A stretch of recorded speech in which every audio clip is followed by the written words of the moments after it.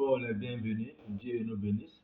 Nous sommes maintenant à la deuxième partie de notre message sur la guérison des deux aveugles. Selon le texte de Matthieu 9, verset 27 à 31. Voilà. Donc, nous sommes maintenant au troisième point. La confrontation des deux hommes, au verset 28. Donc, ici, Jésus va lui poser une question. Croyez-vous que je peux faire cela? C'est-à-dire que Jésus va lui poser une question. Est-ce que lui, Jésus peut les guérir? Voilà. Sans hésiter, ils ont répondu oui. Donc, pour montrer que nous également aussi, Jésus peut te guérir. Mon frère, ma soeur, chers abonnés, tous ceux qui me suivent, ceux qui m'écoutent, quel que soit l'endroit où tu es, Jésus peut te sauver. Jésus peut te guérir. Jésus peut résoudre tes problèmes. Quel que soit ton problème, Jésus va le résoudre. Parce qu'il y a un problème que sur cette terre que Jésus ne peut pas résoudre. Ça n'existe pas. Mais il faut que tu sois sincère. Il faut que tu sois sincère. Il faut que tu sois humble. Voilà. Il faut que tu sois sincère et humble. C'est en cela que Dieu voit ton cœur et il te guérira. En quatrième point, la conversion des deux hommes. Donc, au verset 29, voilà. Alors Jésus leur toucha les yeux et leur dit, Dieu vous accorde ce que vous attendez avec foi. Donc, ça veut dire que sans la foi, on ne peut pas recevoir le salut de Dieu. Donc, la foi est le seul moyen pour recevoir la guérison de Dieu, pour recevoir la résolution de nos problèmes venant de Dieu. Donc, la foi nous permet d'obtenir ce qu'on veut. Tout ce qu'on veut, c'est la foi qui nous permet d'obtenir ça. Voilà. Donc, la foi, elle est réelle. Si nous avons la foi, comme Jésus l'a dit, si tu as la foi comme la graine immutable ou la graine s'élever, c'est la plus petite graine qui puisse exister. Mais si tu as une foi comme cette petite graine-là, tu peux dire à cette montagne du pasteur, elle va se déplacer. Parce que la graine s'élevée, elle produit le plus grand arbre. Et quand il y a un arbre, il y a l'ombre. Et quand il y a l'ombre, il y a beaucoup de personnes qui viennent sous cette ombre. Donc, pour montrer combien de fois la foi est importante. Cinquième petit point. L'ordre adressé aux deux hommes. Verset 30. Et leurs yeux purent voir. Jésus leur parlait avec sévérité. Écoutez bien, leur dit-il. Personne ne doit le savoir. Donc Jésus les met en garde. Voilà. Mais le miracle est visible. Le miracle parle de lui-même. Voilà. Quelqu'un qui est aveugle, puis il voit. Mais pas de lui-même. Donc c'est un témoignage vivant.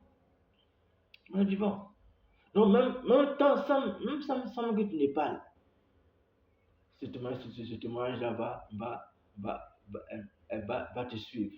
Parce que tous ceux qui te verront vont dire, ah, tu vois, mais qui a permis que tu puisses voir? Tu vas dire, c'est Jésus. Qui a permis à ce que ton problème soit résolu? Tu vas dire, c'est Jésus. Qui a permis à ce que tu sois guéri? Tu vas dire, c'est Jésus. Et Jésus, le témoignage de Jésus va de ville en ville, de village en village, de pays en pays, de continent en continent. Sixième, l'esprit de contradiction des deux hommes. Ils n'ont pas écouté la voix de Jésus.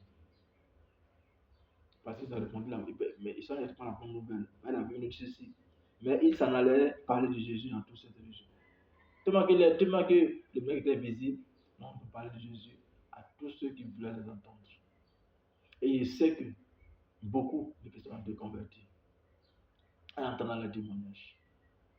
Donc, mon frère, ma soeur, toi qui m'écoutes, cher abonné, Jésus-Christ est la solution à vos problèmes. Jésus-Christ seul peut résoudre vos problèmes. Mais il nous encourage à dépendre de la bonne nouvelle, à faire des témoignages.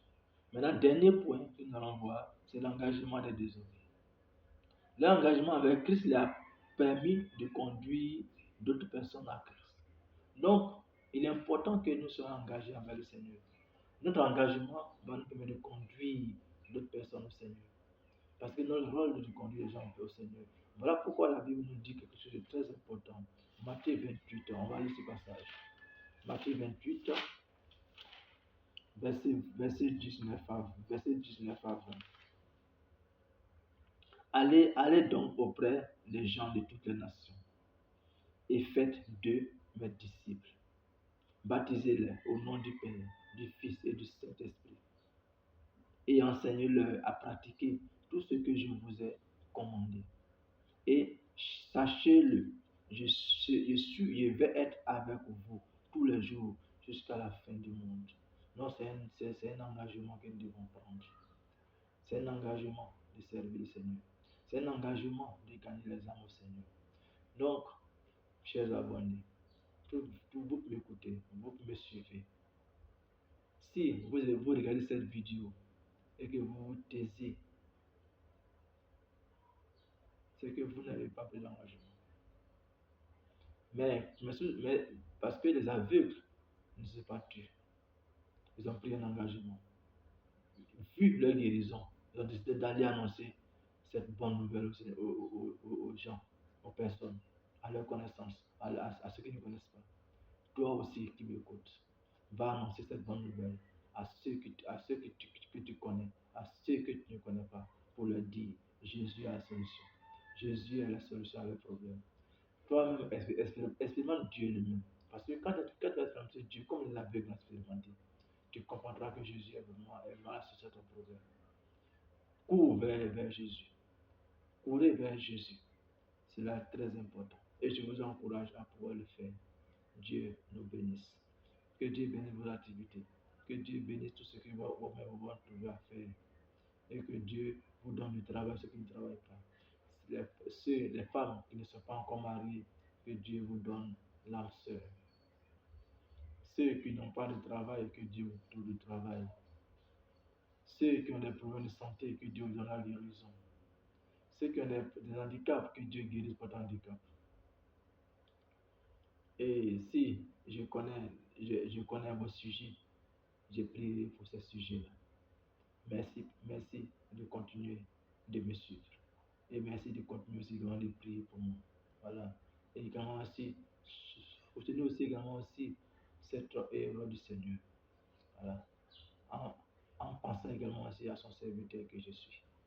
Voilà. Parce que lorsque le livre est soutenu, le serviteur aussi peut aussi également aussi annoncer la bonne nouvelle. Annoncer aussi des messages pour que les cœurs soient touchés. Donc, vous avez mon numéro. Appelez-moi. Appelez-moi.